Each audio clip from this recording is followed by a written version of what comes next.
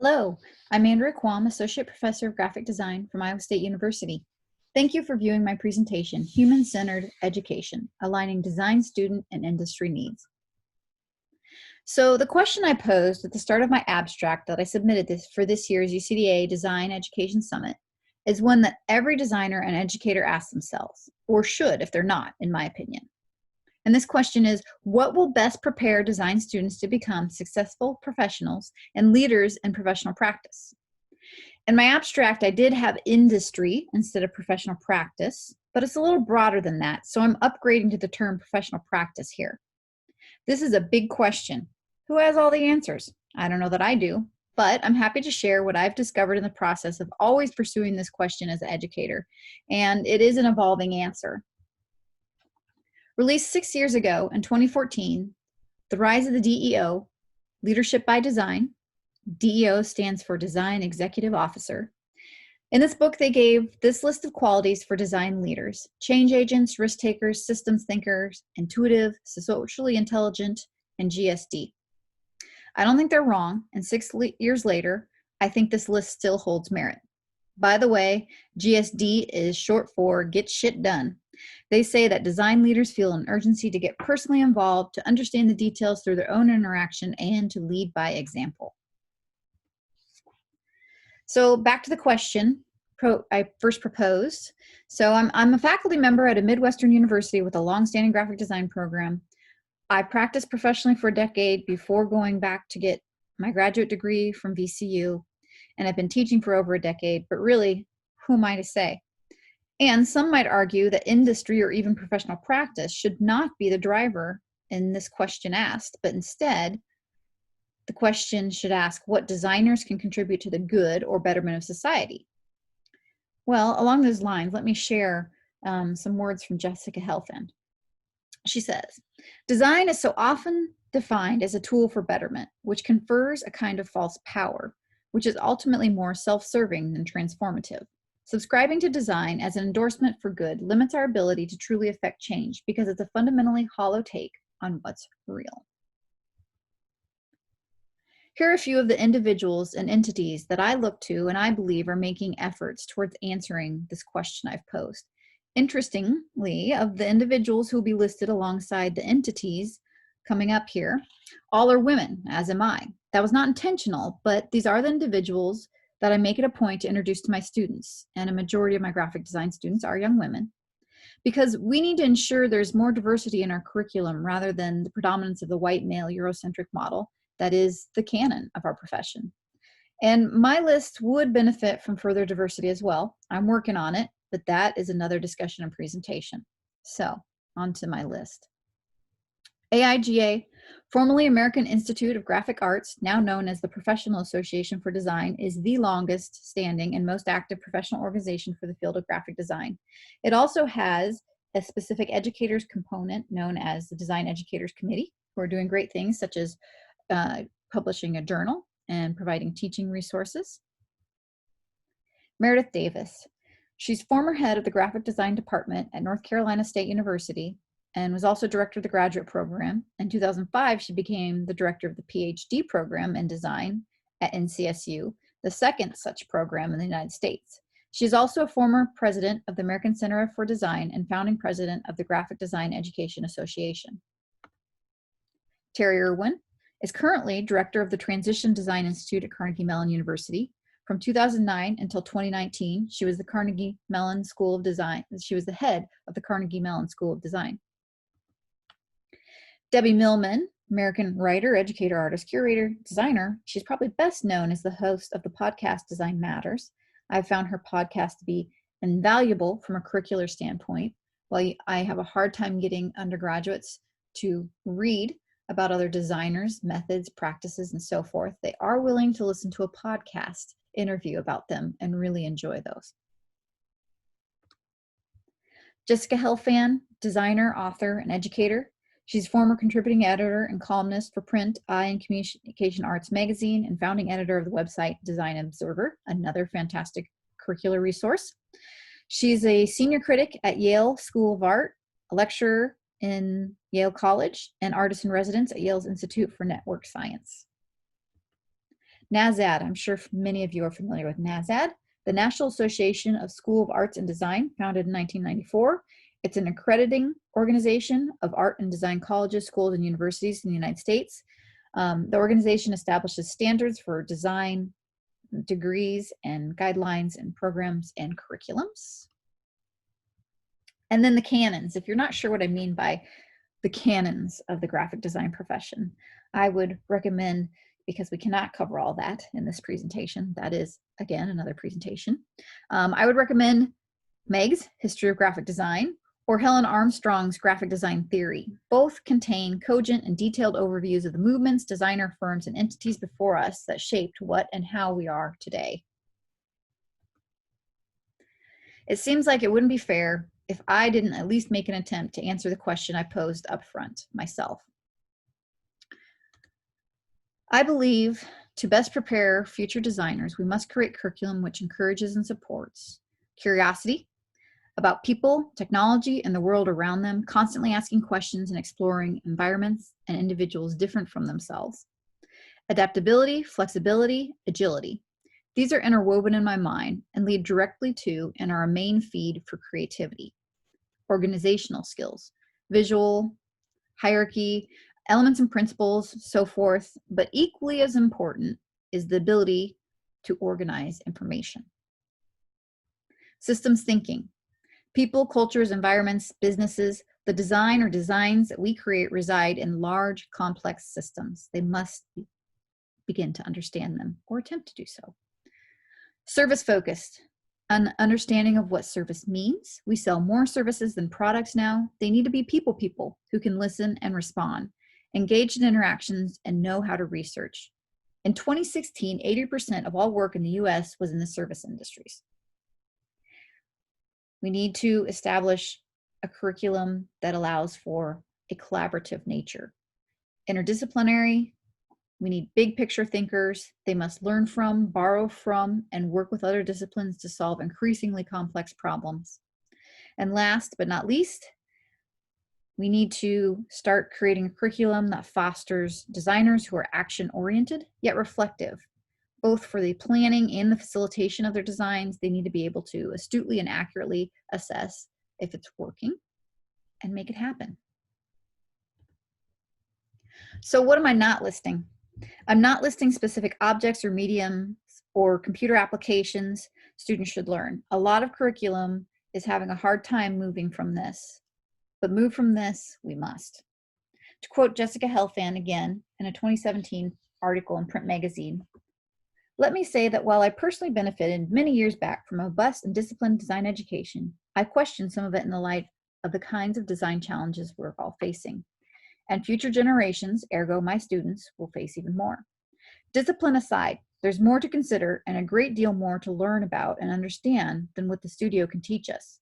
If design has any hope of becoming absorbed, indeed elevated, as a humanist discipline, it has to embrace more than the studio practice, more than the maker skill sets we, and she says, I include myself here, love to cling to. One of my major sources of inspiration and curricular enlightenment has been Meredith Davis. Last year, she and AIGA came together to create and distribute Introduction to Design Futures. It was the introduction to a series of briefing papers on trends shaping the context for design in the coming decade. It's intended to inform design professionals and educators of processes and concepts addressed by successful design practices. Davis presents the importance of these papers by laying out some facts. She states, it's estimated that there are as many as 2,500 college programs in the US that teach content related to the field at some level, much of it grounded in principles of traditional graphic design. Some institutions enroll as many as 700 design majors. College design programs therefore risk overproducing graduates for types of work designers are unlikely to sustain across their professional careers.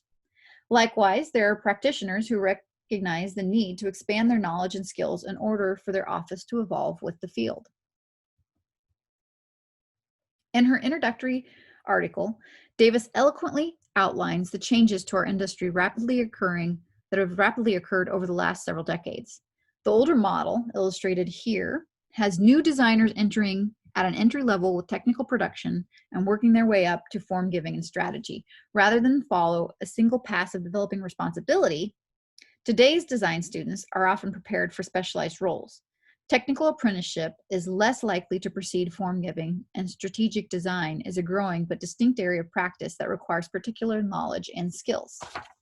Professor Davis goes on to explain in the current model we see here that students are entering laterally into different kinds of work, and there's too much technical knowledge for production to be a common threshold for form-giving responsibility.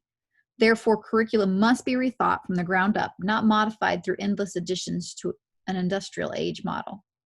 As practice becomes more diverse and students enter positions with more specialized expectations, college programs must decide what they can and cannot promise students as professionally relevant outcomes of an undergraduate curriculum.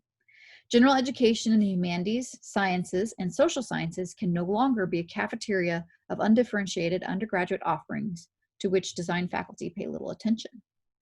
Students must understand the larger modes of inquiry of likely collaborators from other fields and the larger systems in which design problems reside. The School of Design at Carnegie Mellon reflects some of the high-level thinking of its former leader, Terry Irwin.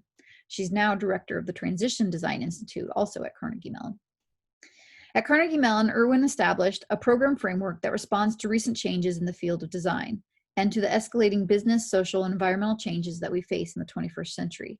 The framework is intended to encourage designers to take a holistic view of the impact of their decisions and serves as a unifying vision for research and study across all levels in the program. Design for interactions is an overarching theme. Rather than focusing on artifacts' form and most basic function, design for interaction considers the quality of design-mediated interactions between people, the built world, and the natural world. Carnegie Mellon's website states, design for interactions grew out of the research and teaching at the School of Design over the past several decades and remains a core component of how they approach design today. I believe this to be an astute and very forward-looking approach that will allow their curriculum to pivot and adapt to future needs more quickly than many other program structures. So, as I mentioned, I am at Iowa State University in the Department of Graphic Design. We are situated in a Research One science and technology institution where our students are required to take humanities, sciences, and social sciences in support of their design degrees. At our College of Design, we're conducting an ever-expanding investigations of interdisciplinary work, both within our college and at the university level. So the graphic design program that I teach in primarily is over 40 years old. We believe we've built it to the level of national and international recognition. Between our BFA, MA, and MFA, our graduates span the globe. With this amount of time and students, there's been several evolutions of our curriculum.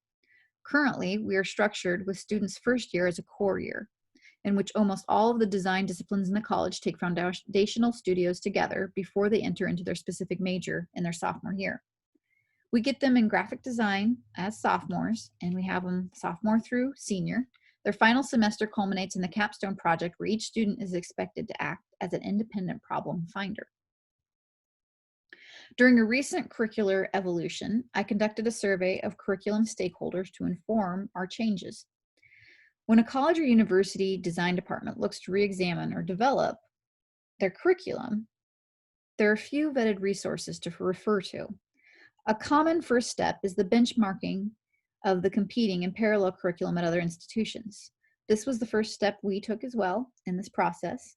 But while it's valuable and an insightful endeavor for a means of comparison, this research process is challenging as a sole means of informing a department towards their own curricular direction.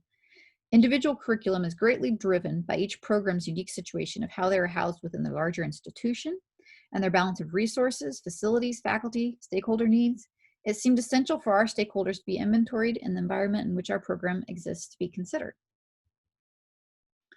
So in this survey, I included 3 stakeholder groups: students, professionals, and educators.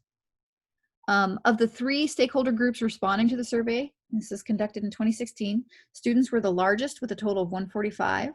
The next largest was professionals with a total of 78, and that was followed by educators with 36 participants. All 3 were important to survey, I believe, so that we could gain insights and different perspectives, where they aligned or where they did not align. Of the 145 student responses, 69 were freshmen that had not yet gained entrance to the program. The remaining 76 responses were from students currently in the program. Freshmen, not yet participating in the graphic design curriculum that I was looking at, were asked what their anticipations were. A majority of freshmen expected a graphic design curriculum to focus on technology and software skills to prepare them for professional practice and advanced learning. The survey also provided the opportunity to ask students their preferences and perspectives of topics covered in the curriculum and what they felt might be the most applicable means of delivery. These survey questions helped to resolve ongoing discussions among the department faculty regarding integrating technology instruction, portfolios, and professional presentation resumes into the existing class structure. In these instances, research data clearly highlighted discrepancies between faculty assumptions and stakeholder needs and desires. The question series for upperclassmen student stakeholders also collected qualitative data regarding their hopes and expectations of the curriculum. A majority of the qualitative comments collected could be organized into a common theme, which culminated in focuses on career and being well prepared for professional practice. This was closely followed by comments collectively themed as the acquisition of graphic design knowledge and the specific types of design projects they hope to experience in the curriculum. Educators were the minority of stakeholders responding to the survey, with only 36 filling out the survey. The educators were asked a series of questions. One that I'm going to specifically highlight here is an open-ended question regarding what they felt were the key aspects making the curriculum they were currently teaching effective. While it was open-ended, a majority of the qualitative comments could be combined under thoughts related to how their courses and programs were structured, as well as references to specific types of projects within the curriculum. And in the next largest grouping of themed comments from this question, educators specifically referenced a curricular focus on knowledge, skills, problem solving, and critical and strategic thinking. When asked an open-ended question regarding what was integral for graphic design education programs to include when structuring curriculum to meet future needs, faculty responses were divided, and the qualitative feedback on this question was not as easily categorized, but the top themes most evenly distributed among 4 to 5 educators referencing each of these were a focus on thinking and problem solving, a focus on digital interactive design, a focus on design fundamentals and foundational skills, and a focus on curriculum that was balanced and diversified. Categories closely following these, with 3 educators referencing each, were a collaborative, network-focused, a focus on experimentation and curricular flexibility, looking to industry for direction, and specifically a focus on users and human behavior. The ideas of focusing on human and user behavior reflect many of the larger ideas introduced by Meredith Davis and others, focusing on the interaction between individuals and service and products, and interactions in general being one of the most important aspects for design education. We might even consider how this is going to be the case even more after the pandemic has come to a resolution. The results of the survey were valuable in resolving bias and misconceptions held by faculty responsible for the assessment and crafting of curriculum. It changed the intended delivery methods for technology portfolios and resumes, business papers in the curriculum. Originally, the intended delivery method for these were based on faculty preferences. The summarization of the survey data provided quantitative consensus to support arguments for student stakeholder needs and desires instead of qualitative speculations. With the use of research and therefore more objective information to base decisions on, faculty and departments are able to more efficiently come to a consensus on the direction and needs of curriculum.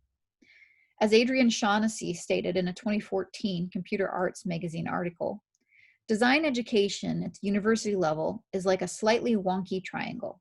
It has lots of students at one point, far fewer educators at another point, and what academia likes to call industry at the third point. Each looks for something different, but each is dependent on the other to find it. As I contemplated the survey that I did with questioning the stakeholders, something that I've realized is this process is utilizing and shares a lot of similarity with human-centered UX research, which seeks to keep human focus at the forefront. Shouldn't we always do that with design education? But more and more we're pushed by external forces, concerns for resources, both space and cost. But this led me to consider how we might more so explore other evidence-based design research methods and decisions. And as I considered this further, thought about UX and human-centered research methods that I've used both formally and informally to inform curriculum. Two of them that came to mind were generational research and experience models. So starting with generational research, it's actually similar to personas. So research methods utilizing personas to broaden and achieve a more in-depth understanding of an audience and an audience's needs. So with generational research, I've been using generational research to help inform my teaching, class development, curriculum since 2009. Everyone belongs to a generation. Who we are as an individual is due in large part to the culture we experience during our formative years. This idea is the basis for generational research. Generational research is not meant to stereotype the generations. It is intended to show what people from certain generations are like on average. Generational studies show strong consistencies of the whole, but of course there will always be exceptions to the rule. So when I felt at a loss to understand my students' perspectives or reactions, many times generational research has really helped give me some perspective, very similar to the creation of personas doing in human-centered UX research, where you're given insight that you wouldn't have had otherwise. So with generational research, the number of birth years that a generation includes can vary. Millennials span a 16-year range, according to the Pew Research Group. This list on screen are the generations that are in play right now. Of course, in the university system, we mostly have baby boomers ranging down to Gen X. The Gen X cohort, they're another 16-year group, but the boomers had a 19-year range and the silent generation an 18-year range. Picking a cutoff year is complicated, of course. The groups change over time. The Pew Research has been a great resource in delineating the different groups. In 2019, they announced that the post-millennial cohort will be called Gen Z. The differences with generations can be just as great as the differences across generations, and the youngest and the oldest within a commonly defined cohort may feel more in common with bordering generations than the one to which they're assigned. So again, it's about understanding strong consistencies of the whole, but there's always going to be exceptions to the rule. But it has been helpful for me. So after realizing generational research was similar to persona development, I also realized experience models that are often used in human-centered UX research to find audiences' pain points and build empathy for audience members might also be utilized to structure classes and even an overall curriculum or program. So the idea of an experience model is to organize observations, research findings, pain points around an individual's experience. Recreating their path can help you understand their actions, avoidances, frustrations, and choices. The visualization of that path is commonly referred to as an experience model, but it's also, you can also have heard it called an experience map or customer journey, user journey, patient journey. But these might be used to help us as faculty better understand a student's journey through their program or even at the classroom level. I have not utilized this yet, but I plan to do so for my fall classes, especially as we approach the unusual classroom scenarios that we will be experiencing this fall as we try to create safe learning environments during an ongoing pandemic situation. A visual example of an experience journey, a VA patient's experience journey, can be found in this book, A Designer's Research Manual. And this book is a fantastic resource that I use in a lot of my undergraduate classes when I'm talking about evidence-based design, human-centered design, UX in my studio classes. I don't have all the answers to the best curriculum and educational path forward for graphic design students, but I will keep looking and sharing the ideas and tools that I find. I hope you do too. And no matter what, keep in mind who your audience is, the students. What will their experience be? Where are they coming from? When they arrived in your classroom, what will be needed to get them to the high-level, high-functioning designers Meredith Davis and Terry Irwin are envisioning? What will be their pain points? How do we get there together? And to end with two final quotes from the 2017 Print Magazine article from Jessica, that article interviewing Jessica Helfand. I do think she has a way with words. She says, I confess I always cringe at buzzwords, and human-centric probably tops the list, as opposed to what, one wonders, appliance-centric, pet-centric? I think it helps to use normal language to express what it is we hope to achieve. The world of statistics and metrics and demographics lend to this kind of spreadsheet approach to normal activities like talking and listening, perceiving, acknowledging, and acting. She ended the interview for this article by saying, but when you peel away the layers of partisanship and positioning, you find that the single aspect that unites all of us is, in fact, our humanity. So why not start there and see where it takes us, all of us? So in short, that's where my journey has taken me thus far, investigating the ideal design curriculum. If we focus on what we've always been creating for, to truly understand people and their needs at both the curricular and industry level, with a little humility mixed in for the design of both, it seems to me this is the way forward. Thank you for your time.